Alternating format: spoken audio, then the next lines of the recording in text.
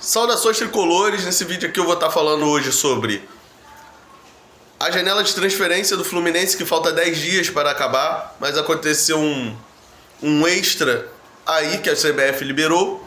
Também vou falar sobre os moleques de Xerém, tá bom? E sobre o elenco que tá ficando cada vez mais curto, tá? Antes de prosseguir com o vídeo, não deixa de deixar seu like aí, seguir e se inscrever no canal, tá bom? É isso, vamos pro conteúdo. Vamos lá. Fluminense tinha entrado no mercado com o principal propósito de contratar um centroavante.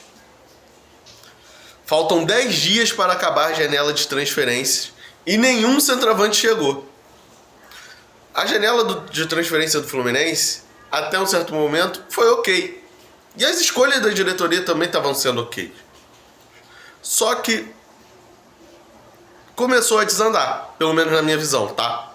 Vamos lá, eu vou explicar o porquê. Fluminense tentou o Hulk. Ficou um tempão no Hulk, ó. Nada. Aí a diretoria errou. Foi pro Boanga. Aí o Los Angeles quis cozinhar em banho-maria, o Fluminense caiu fora. Pô, o Fluminense também acertou aí, nesse ponto. Só que chegou fevereiro, o Fluminense começou a se desesperar, pô.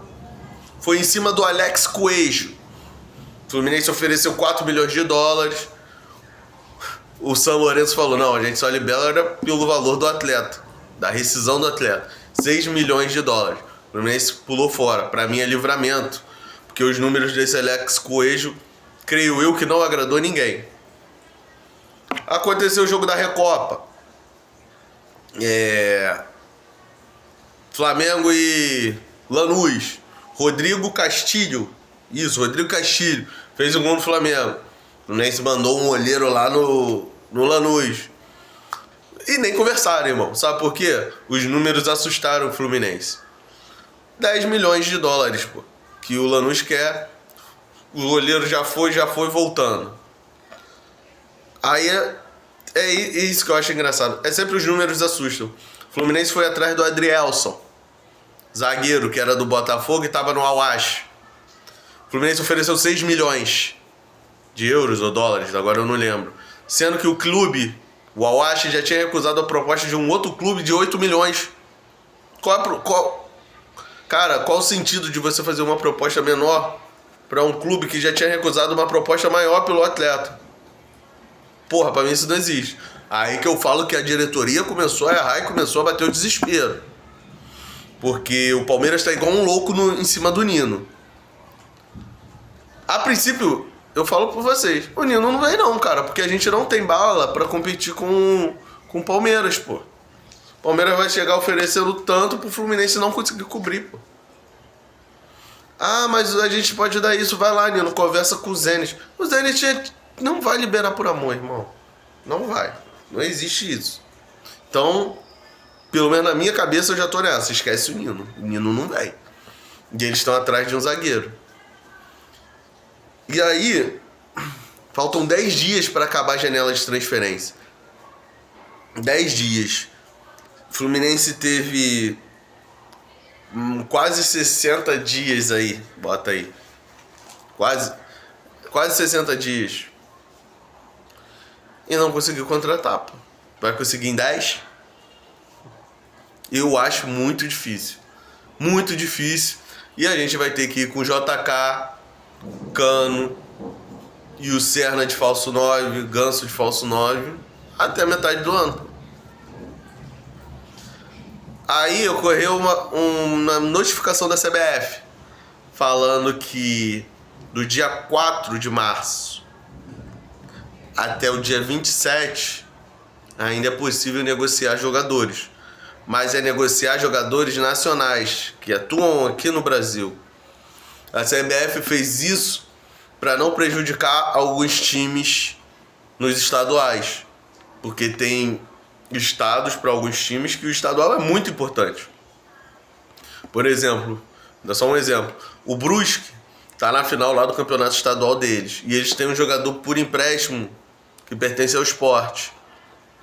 Pro Sport ter tempo de pegar o jogador e não prejudicar o time do Brusque, eles estenderam essa fase para jogadores nacionais. Para não prejudicar o andamento dos estaduais. Porque muito time, pô, se tem jogador que se destaca aí no estadual, chega à final, mas como a janela fecha dia 3, para o jogador não prejudicar o time não jogando a final, fez essa extensão aí, entendeu? E até do dia 4 até o dia 27 pode-se comprar jogadores nacionais que atuam aqui. Mas o Fluminense não quer um jogador nacional. O Fluminense quer um centroavante de peso. A contratação que o Fluminense quer de um centroavante de peso, o Fluminense não vai conseguir aqui no Brasil. E o mercado está ultra inflacionado. Se o Fluminense continuar com essa de os valores assustam, não vai contratar ninguém, amigão. Porque o mercado está inflacionado. As casas de aposta, os patrocínios, inflacionaram o mercado de jogadores. Um jogador bagre, hoje em dia, não ganha menos de 100 mil, 200 mil. Não custa menos de 2, 3 milhões.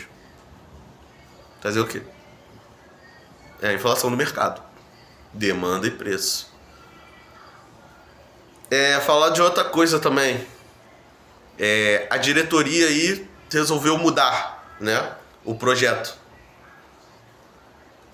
A diretoria informou que todos os jogadores sub-20, tirando o Matheus Reis, isso inclui Fidelis, isso inclui Riquelme, Wesley Natan, Kevin Samuel, que tem até tem a idade do sub-20, vão retornar para o sub-20, vão regressar. E os jogadores que não podem mais regressar para o sub-20, Loyola, que é um zagueiro muito promissor que falam, tá? O Davi Melo, filho do Felipe Melo, o Agner, que eu achei bem promissor, gostei bastante das poucas coisas que eu vi, porque a gente viu pouca coisa, porque não tem como ver muito, porque o Fluminense não bota para jogar. E o Luiz Fernando vão treinar separado do grupo, porque não pode regressar. Afastaram esses jogadores que são da base de Xerém do elenco principal. Eu só não sei do Davi Schindit. Sendo que o Matheus Montenegro falou que ia contar com o Loyola, com o Matheus Schindit, com o Fidelis, pro elenco principal.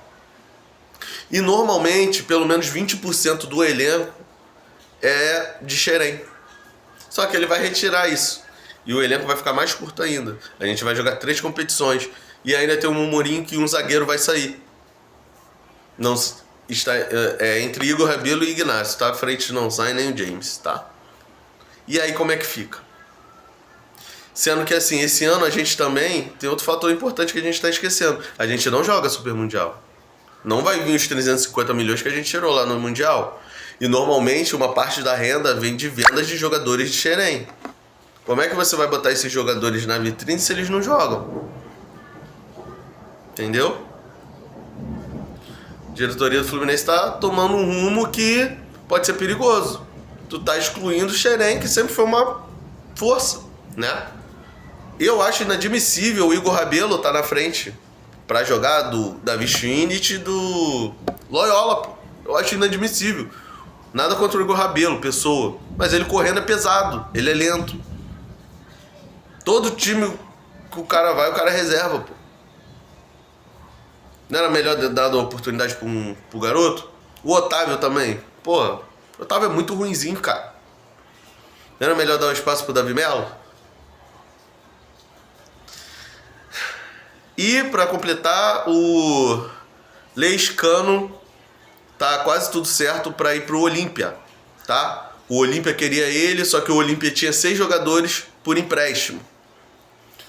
Vai exercer, e pela FIFA, pela lei que a FIFA botou no mercado, né? Cada time só pode ter 6 jogadores por empréstimo. E o Olímpia vai exercer a compra de um desses 6 que está emprestado, que é o Gamarra. E aí vai abrir vaga para ir um por empréstimo, falta questões burocráticas. Enfim, comenta aí embaixo o que você acha dessas informações, se você está feliz aí com o afastamento da base de Xerém. E sua expectativa pro restante do final da janela, tá? Curte, compartilha, se inscreve no canal. Tamo junto, até a próxima.